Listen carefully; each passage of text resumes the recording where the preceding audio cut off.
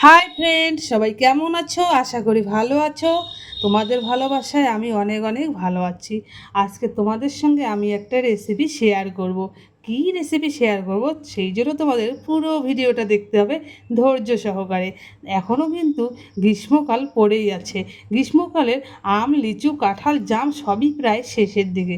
তারই মধ্যে এখনও কিন্তু কাঁচা কাঁঠাল পাওয়া যায়। আমি আজকে কাঁচা কাঁঠালই রান্না করেছি, সেটাই তোমাদের সঙ্গে শেয়ার করছি। দেখো, প্রথমে আমি শুকনো লঙ্কাটা গরম তেলে দিয়ে দিলাম। শুকনো লঙ্কাটা যখন কালো হয়ে এলো, তারপর সেখানে আমি লং, এলাচ, দারচিনিতে ফোড়নে দিয়ে দিলাম। অনেকে কিন্তু গরম মশলাটা পরে বেটে দেয়, আমিও বেটে দিই, কিন্তু আজকে সেটা ইউজ করিনি। আজকে আমি আগেই ফোড়নে দিয়ে দিয়েছি। তারপরে দেখো, আমি এখানে গোটা জিরে সেটা ফোড়নে দিয়ে দিলাম। তারপর যখন লালচে হয়ে এলো, তারপরে সেদ্ধ করে রাখা এবং যে সাদা আলুটা পাওয়া যায় সেটাকে কিন্তু আমি সেদ্ধ করে রেখেছিলাম এবং ছুলেও রেখেছিলাম। সেটা ভিডিওর মধ্যে আগের থেকে দেখা হয়নি। যাই হোক, তারপর সেটা আমি ছেড়ে দিলাম। তারপরে সামান্য পরিমাণে লবণ আর হলুদ দিয়ে দিলাম। আমি আলু ভাজা করার সময় সামান্য পরিমাণে লবণ হলুদটা ইউজ করি, তাই সামান্য পরিমাণে লবণ হলুদটা দিয়ে দিলাম। দিয়ে সুন্দর করে লালচে করে ভাজতে হবে। এটা যদি ভালো করে ভাজা করা না হয়, তাহলে কিন্তু সাদা আলুটা, যে আলুই হোক না কেন, আলুটা কিন্তু কাঁচা কাঁচা গন্ধ করবে। সেই জন্য আমি একটু ভালো করে ভাজা করে নিয়ে তারপরে দেখো কেটে রাখা কাঁঠালগুলোকে ধুয়ে নিয়ে দিয়ে দিলাম।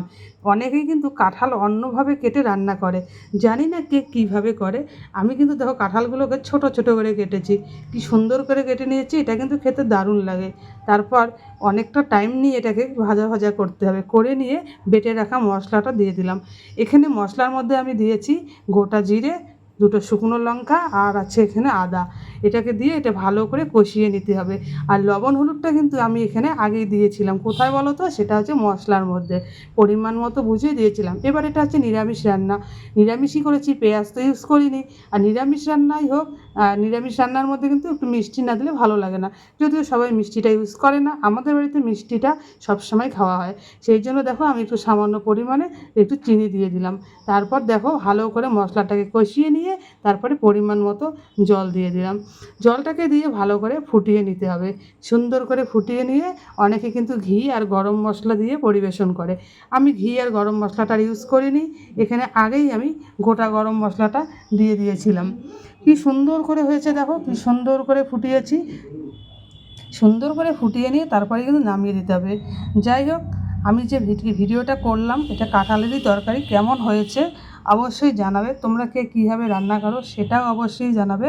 আর আমি এইভাবেই করেছি। তোমাদের কেমন লাগলো পুরো ভিডিওটা অবশ্যই লাইক কমেন্টের মাধ্যমে জানিয়ে দেবে। এরপরে নেক্সট ভিডিও হয়তো আবার কিছু না কিছু নিয়ে আসবো। তা তোমরা ভালো থেকো, সুস্থ থেকো, সকলকে টাটা।